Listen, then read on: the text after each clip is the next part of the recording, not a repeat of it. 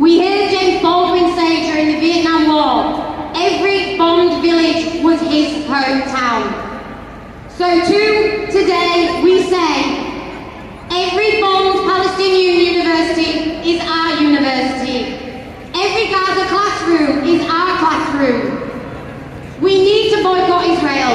We need to pressure institutions to divest from Israel. The UK government continues to allow arms to be sent to kill civilians. And so we continue to say, not in our name. In May 2021, Mohammed Al-Kurd wrote on Twitter, protest, and at the protest, plan your next protest, and don't stop until Palestine is free. And whilst we cannot bring back the dead, it is our collective responsibility to fight for the rights of the next generation and the next. To quote a statement made by the Freedom Theatre earlier this year, stay loud, don't be discouraged, and be resilient. You are part of our struggle, part of our family, and you'll be part of our victory until Palestine is free. David Lammy this week said, there is no genocide in Gaza. He said there haven't been enough people killed. It's not as bad as other genocides, and we're just exaggerating it. And the people who call it a genocide are lawbreakers and disreputable people. I'd like to ask David Lammy, how many children does he want to see dead before he calls it a genocide? We watch powerless at the barbarity. We scream, we come out in our hundreds, in our millions, and we shout, ceasefire now! Ceasefire now! The Jewish calendar sets its start point 5,658 years before Theodor Herzl ever coined the term Zionism. Our own community often accuses the Jewish bloc of being divorced from our ethno-religious identity, but our calendar doesn't lie. You can pretend our history began in 1948. You can worship the golden calf of Zionism, but no! Deep in what remains of your soul, as rotted as it has been by a year spent justifying the brutal murder of children, that our ancestors would not abide by this. Your demonstrations, your campaigning has been the moral beacon that we've needed. The moral beacon that we've needed in these dark times. You have always put human rights, justice and humanity first, while so many in the media and so many in the political class have shamefully looked away, or worse. It's you who are on the right side of history. My message to the British government is this. If you continue supplying weapons, knowing full well that those bombs are going to fall on people's homes and hospitals, are going to kill children and many more, if you continue supplying those weapons, knowing that they're being used for the illegal invasion of Lebanon and the bombing of Beirut, if you continue supplying those weapons, knowing they're going to be used to bomb Yemen and increasingly to bomb Iran as well, and you will know full well what the views are of the International Court of Justice, the International Criminal Court, the UN General Assembly, and the vast majority of the nations of the world, and you know what the views of the people of the world are about this conflict, then you are two things. One, on the wrong side of history. Two, complicit in acts of genocide. This is a poem by Dana Smith. He calls them children of darkness, and being one myself, having been plucked from between stars, having been born again in the dark, dark bellies of those ships, delivered as cargo onto the suffocating light of America, I find my kin. Human animals, he called them. And having been ape, been dog, been mongrel, cattled and culled, I knew who was my brother. This late in empire, late meaning near its end, not near its completion. Let my language be clear and dangerous as water. Let my mind's tongue move sound, be exact with where venom is intended and where light sought. Free Palestine, said the birds. Free Palestine, said the fish. Free Palestine, said the mice. Free Palestine, said the mountain lions. Free Palestine, said the cattle. Free Palestine, said the wolves. Free Palestine, said the horses. Free Palestine, said the bats. Free Palestine, said the elephants.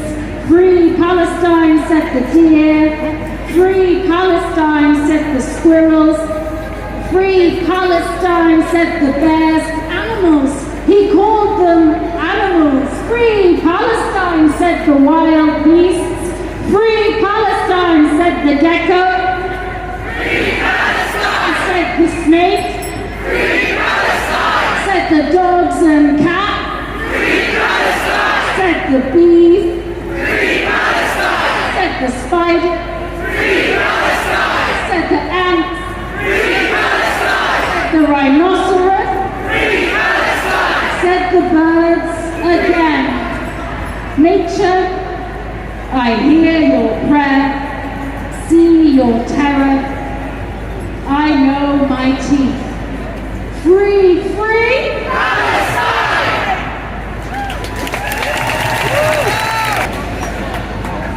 The earth is closing in on us, by Mahmoud Darwish. The earth is closing in on us, pushing us through the last passage, and we tear off our limbs to pass through. The earth is squeezing us.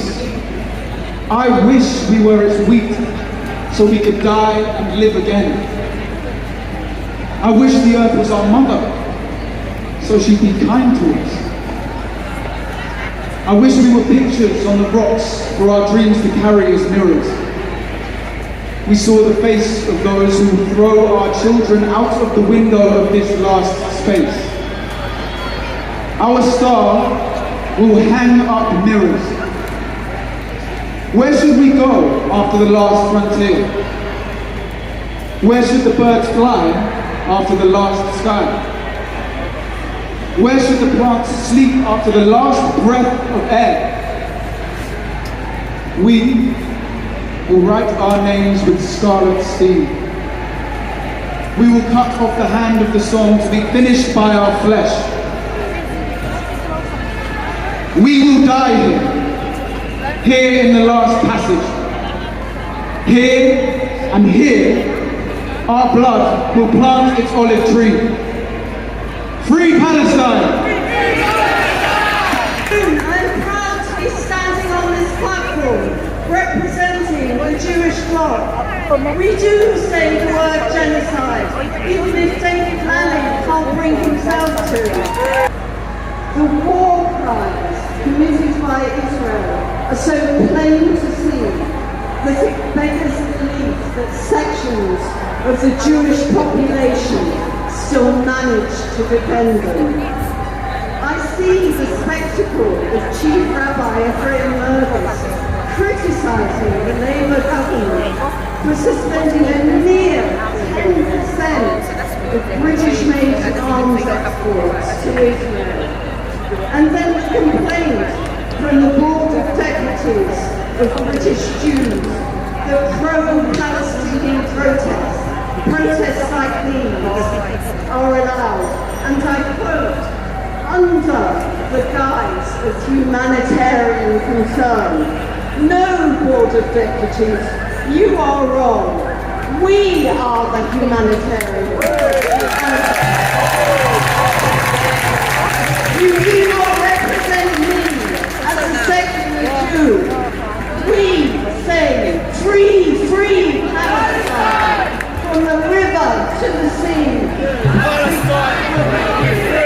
because that is what must happen, because it is about justice and dignity for all. And we shall carry on chanting on the 23rd, 24th and 25th March until the job is done. Solidarity. Every university lies in ruins. Tens of thousands of students will never graduate. Their dreams are buried under the rubble. For Palestinians, simply getting to school is a battle against checkpoints, bullets, against walls built to contain and oppress. Education should not be a privilege. It is a basic and fundamental human right. Our university, SOAS, imposed sanctions on myself and my good friends Tara and Abel. We are suspended now from SOAS for 6 months, with Abel being completely expelled and not allowed to work in the students' union. Shame on SOAS! Our administration, led by Adam Habib, who's known to crack down on any student movement, not just in London, but in South Africa with the University of London, took us to court by granting an injunction trying to stifle our voices and criminalize protest on campus. Shame! They are setting a precedent for future generations of repression, which is why we must combat it. This is more than an attack on individual students. It's an attack on democracy itself. These institutions should stand as bastions of free speech, especially SOAS with its decolonial rhetoric. Yet they continue to attack everyone who stands for the liberation of oppressed people. And the massacre of the Palestinians have revealed the true faces of these Western powers. Kamala Harris is no better than Donald Trump. Keir Starmer is no better than Rishi Sunak. They have one thing in common. They are genocidal war criminals profiting from Palestinian blood. People will succumb to despair and hopelessness.